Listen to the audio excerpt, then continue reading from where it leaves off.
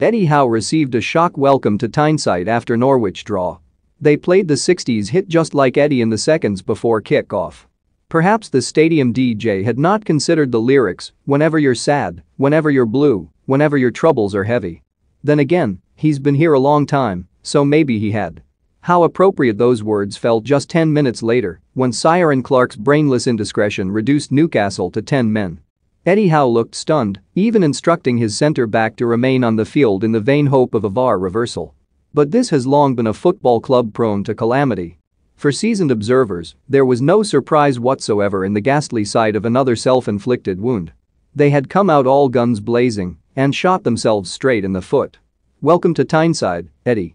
It had all the makings of a sorry night when Newcastle's position at the bottom of the Premier League was about to look a whole lot worse.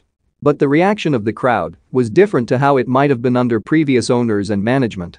They were not about to give up on Howe and their team because of one defensive lapse. Goodness, they are used to them by now. Instead, they sought to inspire those on the pitch, and the source of their fervor was undoubtedly the new man on the touchline. Howe has never experienced adulation like this.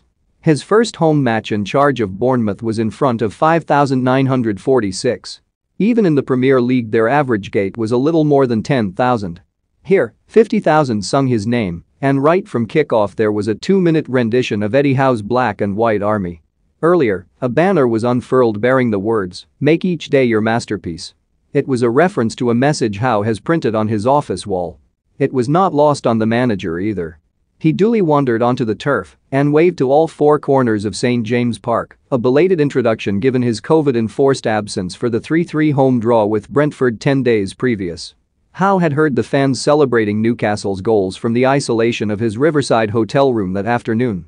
In fact, the roar was a split second ahead of his live stream. Not this time. His reaction to Callum Wilson's opening goal, dropping to his haunches with his fists clenched, was instantaneous. What unfolded thereafter served as evidence as to why Newcastle under Howe could survive and also why they may not. Those in black and white crunched through a series of challenges in defense of their fragile advantage, and the fans responded in equal gusto. It was proof of the renewed togetherness which Howe has spoken about fostering since his arrival last month. But then came the all-too-familiar sight of a defensive slip costing them dear. They were still singing Howe's name when Teemu Pukki smashed Norwich's equaliser on the back of an error by goalkeeper Martin Dubravka. It was a sickener for Howe given he had corralled his troops into a winning position with just 11 minutes remaining, never once leaving his technical zone.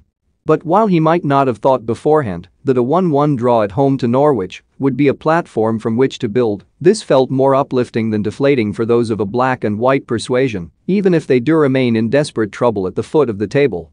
Howe set off on a lap of appreciation on full time, and those in the stands responded.